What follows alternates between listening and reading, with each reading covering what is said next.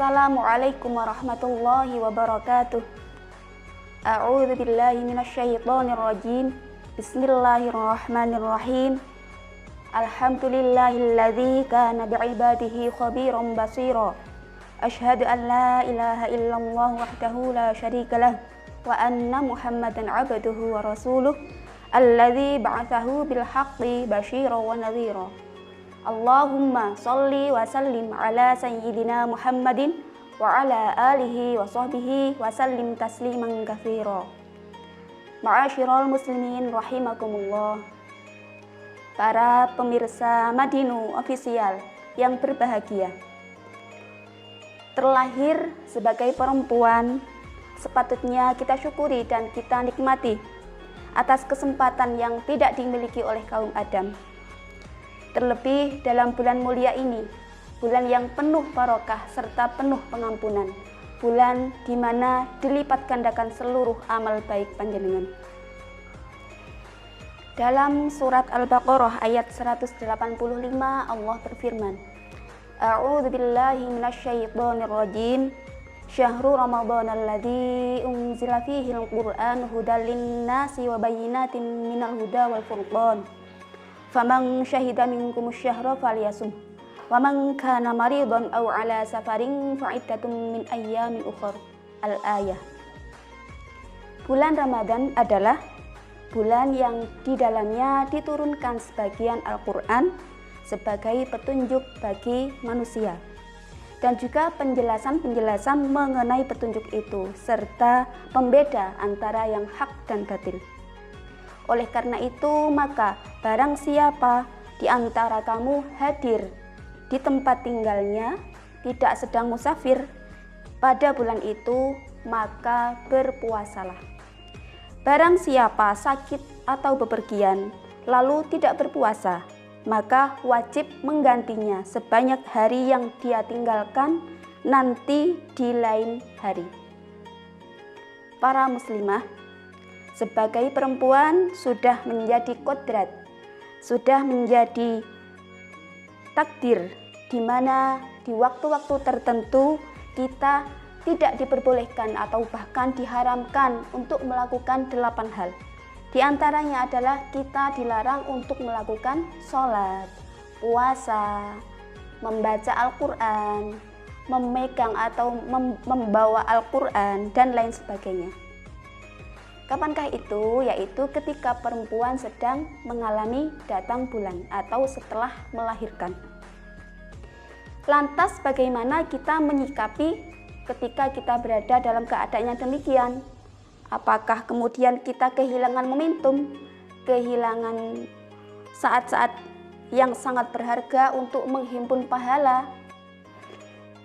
Para muslimah yang dirahmati Allah, kita tidak perlu khawatir dan berkecil hati, karena masih banyak sekali hal-hal yang dapat kita lakukan, hal-hal amal-amalan yang bisa kita lafadzkan, seperti zikir misalnya, atau membaca istighfar misalnya, Astaghfirullahaladzim, atau membaca takbir, ataupun membaca tahmid, Subhanallah walhamdulillah wala ilaha illallah wallahu akbar, atau sholawat misalnya, Sallallahu ala Muhammad Sallallahu alaihi wasallam, ataupun membaca Asmaul Husna, Ya Allah, Ya Rahman, Ya Rahim, Ya Malik, Ya Quddus, Ya Salam, Ya Mu'min, Ya Muhaimin. Ataupun seseorang memang benar dilarang membaca Al-Quran, namun tidak dilarang ketika dia menyimak bacaan ataupun sebagai pendengar. Maka orang yang dalam keadaan haid, dia boleh mendengarkan seseorang yang sedang membaca Al-Quran. Terkait dengan bacaan Al-Quran, ada beberapa waktu tertentu kita diperbolehkan membacanya, benar-benar membaca, namun dengan niat berzikir ataupun niat berdoa. Misalnya ketika kita mendapatkan musibah, kemudian kita membaca tarja, inna lillahi wa inna ilaihi raji'un. Ataupun membiasakan kepada anak-anak kita dengan membaca basmalah, bismillahirrahmanirrahim. Ketika panjenengan membacanya dengan niat berzikir dan berdoa, maka diperbolehkan. Untuk diketahui, membaca zikir dan sholawat tidak ada batas waktu. Kapanpun, dimanapun, dalam kondisi apapun, dalam situasi apapun, seberapa banyak panjenengan melantunkan, tidak ada batasan. Atau bisa juga bahkan dengan kegiatan sehari-hari panjenengan. Misalnya ketika panjenengan menyapu rumah, atau mengepel rumah, atau mencuci baju, mencuci pakaian misalnya.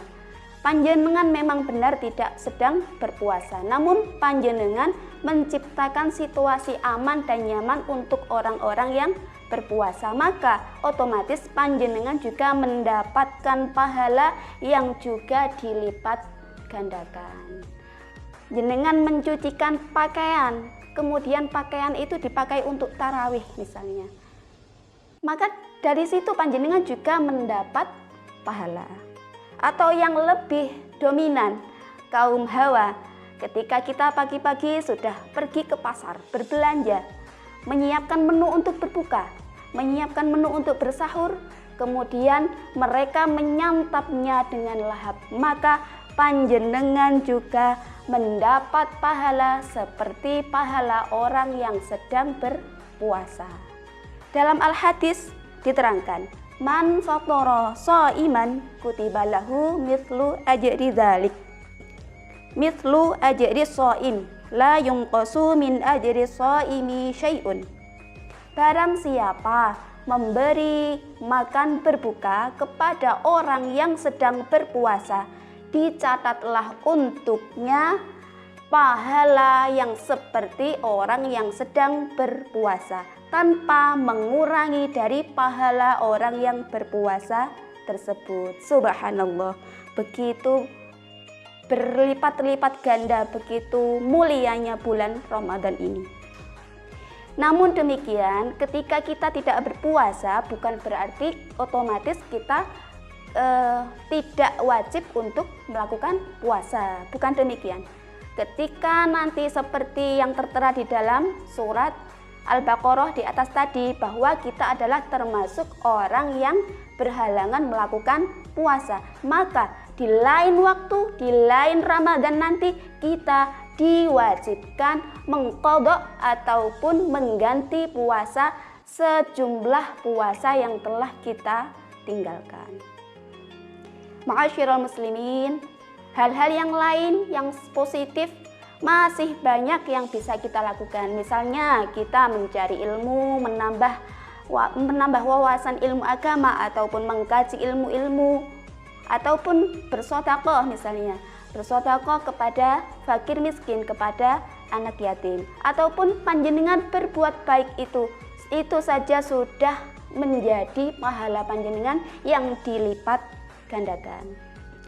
Ma'asyiral muslimin, terakhir, alangkah indahnya jika kita dapat saling mengingatkan, saling mendorong, saling mensupport untuk antusias menyambut datangnya bulan yang mulia ini dengan mengisi hal-hal yang positif, dengan melaksanakan berbagai macam ibadah. Mari kita menjaga hati, menjaga lisan, yang terpenting menjaga niat. Karena dengan niat yang salah, maka dapat menjadikan amaliyah-amaliyah kita itu sia-sia. Demikian yang dapat saya sampaikan. Kurang dan lebihnya mohon maaf. Apabila ada kesalahan di dalam kajian yang saya sampaikan, maka itu memang benar-benar murni atas kesalahan saya. Saya memohon maaf. yang sebesar-besarnya. Namun apabila ada kebenaran di dalam kajian yang telah saya sampaikan, itu adalah dari Allah. Dari saya, ihdinas shiratal mustaqim. Wassalamualaikum warahmatullahi wabarakatuh.